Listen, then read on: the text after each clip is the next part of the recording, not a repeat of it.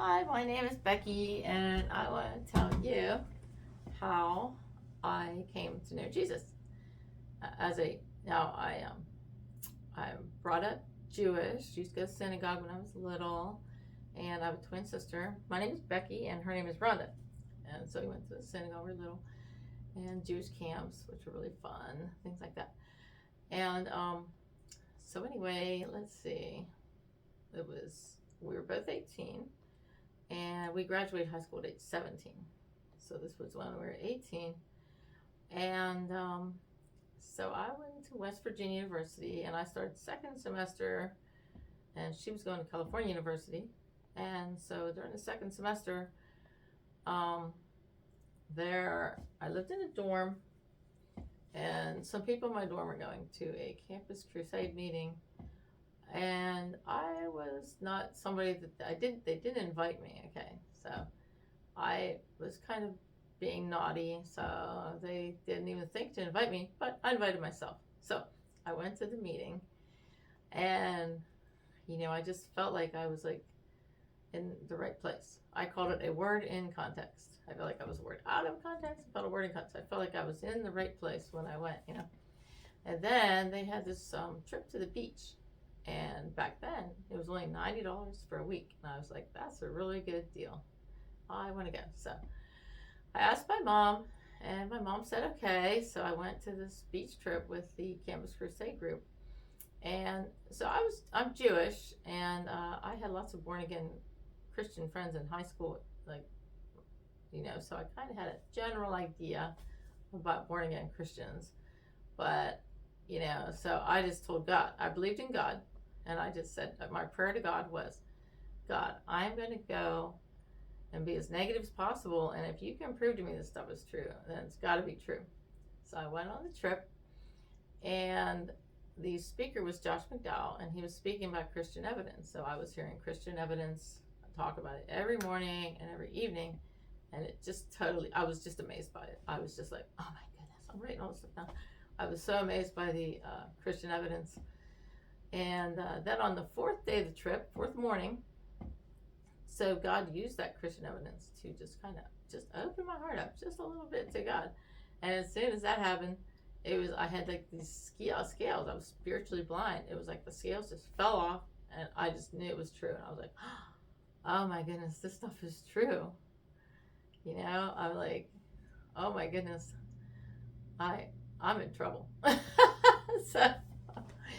So then, I was like, I always assumed I was going to heaven my whole life. And I was like, oh my goodness, I'm not sure about that now. But so then that evening, everybody went to it was like a party on a beach, and they went there to talk to people about Jesus, and it was really noisy and stuff like that, And I went out, and I was looking at the ocean, and I just felt the power of God in the ocean. This was at Daytona Beach, Florida. I felt the power of God in the ocean, and I was just like, something hit me, like something's going to happen tonight. That thought just hit me. And then I asked these girls that I was friends with from another school, another college called King's College, and I said, let's go to a quiet place. So we left, and we went to this little restaurant. We got some tea, and then I said, can we go through that little booklet, about Jesus? And so they read this little booklet about Jesus, and I said, can we pray the prayer at the end? So they're like, yeah. I said, can we go outside? So they're like, okay. So we go in a parking lot, and I was like holding their hands and repeating the prayer. While I was repeating the prayer, I was saying in my heart, I was saying, God, prove to me you're real. So that's what I prayed, right? And all of a sudden, my whole body started shaking, and I would have fallen down, except they were holding me up. And I was like, oh, but I was very skeptical at the time. I was like, I'm going, that didn't happen. I'm like, but it did, So then I felt like I was just walking on clouds, and somebody gave me a Bible, and so I knew it was true at that point. And that's when I started running away. That's when I really ran away from God. So as soon as I got back, my life didn't change much. I was running away from God. I had my Bible, stuck it on a bookshelf. My roommate was spying on me, looking at I got the book from More Than a Carpenter from Josh McDowell. So my roommate was checking out my stuff, spying on me a little bit, but just fine. spying's good sometimes. Get to find out about Jesus, right? And so I was running away from God, and then, oh, and I did visit a church. I visited a church once with this group of people that I went to the beach with. I went to the church, left my name, so this guy called me on the phone. And we were talking, and he goes, well, where do you think we came from? And I go, evolution, of course. And he goes, you think we came from apes? And I'm like, sure, what's wrong with that? I mean, I like apes, you know. So it was really funny, and then we hung up. I just started laughing because I just thought it was so funny that, you know, this guy got upset, you know. And but then I read in the Bible, God created the heavens and the earth. He created man in his image, and then he created the woman. And I was like, oh, we didn't come from apes. That's where we came from. God created the image of God. So I just had to hear what the Bible had to say. So once I read that, I was good. And then I was still running away from God.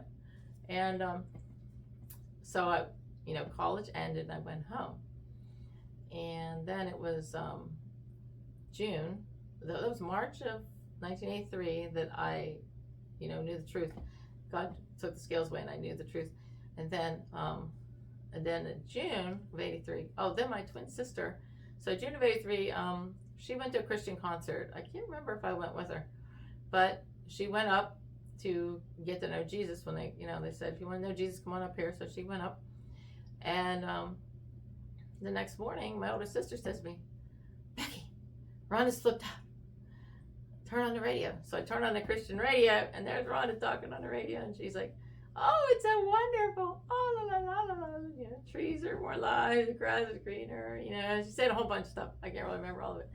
And so then I pretty much kind of knew what was going on, but, you know, I was like, you know, but anyway, she did tell me. She said so she became a born-again Christian. And then the radio guy let her talk for like half an hour or something, long time.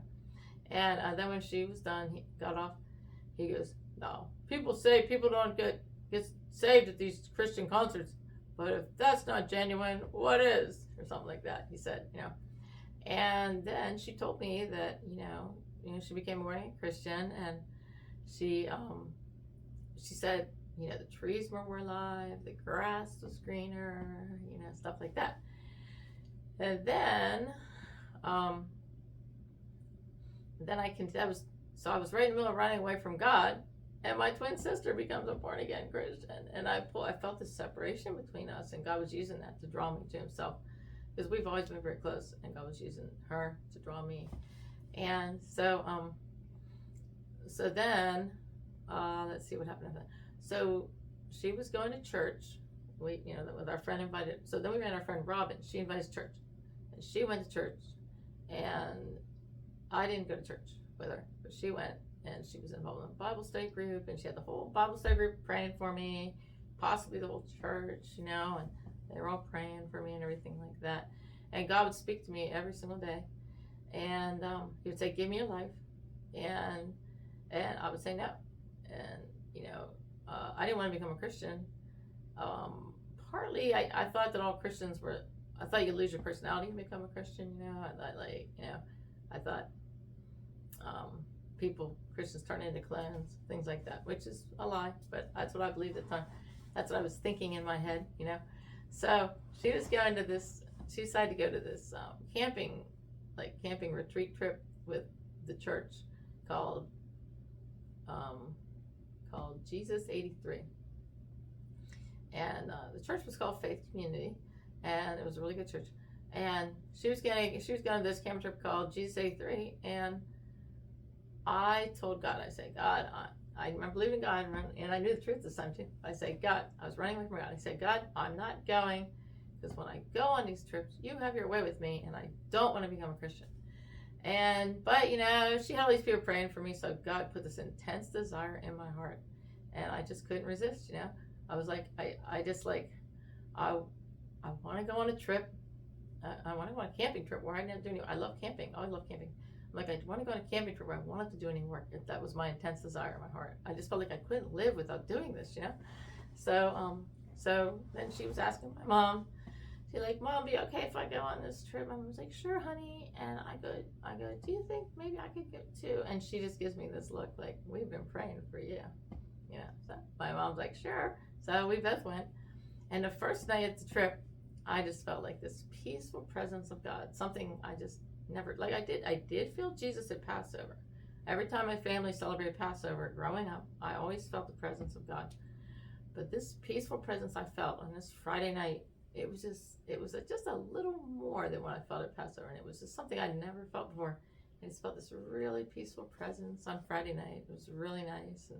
And I just loved that feeling. And people were just lifting their hands up and worshiping God. And I saw this guy from high school and his mom, and they became born again Christians, and they talked to me a little bit. I can't remember what we talked about. And so that was the first night. Then the second night, so I had a lot of Christian singers there, people doing singing and stuff like that. So the second night, I heard it was about 10 o'clock at night, and I heard Mylon Lefevre sing, and he sings a song called More of Jesus. And so Mylon Lefevre was singing, and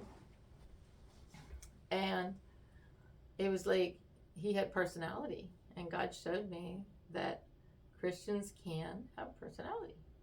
They don't lose their personality and become a clone. Like I was thinking in my head, God showed me that was wrong, that Christians do have personalities. When a person becomes a born again Christian, they still have personality. So God completely knocked out that objection I had right there. And so then when I realized I was wrong and God was right, Jesus spoke to me again, and he had been speaking to me every day for 4.5 months. I ran away from God for 4.5 months. He spoke to me again. He said, give me your life. And I was caught in a world. I had many chains of the world on me at the time, right? And so Jesus said, give me your life. And I started to say no out of bad habit, and Jesus said, just say yes. So I said yes to Jesus, and I was instantly set free from alcohol. Alcohol was getting a hold on me there. I was set free from everything that had a hold on me instantaneously, within less than a split second. It was like I just went right up to heaven or something like that. I don't even know how to explain what happened. But the grass was greener and the trees are more alive, just like what happened to my twin sister. So I was just flipped out and really excited. And my twin sister's like, she noticed something happened to me. So I told her, and then I went to there was a big prayer meeting in a tent right next to where we were at. So I went over there, and all these people were getting set free from all kinds of stuff. They were screaming out everything they're getting set free from. I only remember one thing. One person yelled abortion, so a woman got set free. Actually, a few people, I think. Lots of people got set free from abortion, and they were just yelling everything they're getting set free from. And so I was just flipping out, and I was born again. That's how I got born again. How me, a Jewish person, became a born again Christian. And that was about a week before college started. And then when I went to college, I got involved in Bible study, and I joined 4 Christian fellowships and 2 Bible studies. Eventually I had to cut it down a little bit. It was a little bit too much, but because I had to get my schoolwork done. But it was fun. And I made lots of new friends and stuff. And so that's the beginning. That's the beginning of me getting born again. And my twin sister, and then we were close together, and we've been Christian born again, Messianic Jewish sisters ever since. So that's the beginning, and maybe I'll tell you more later. Bye.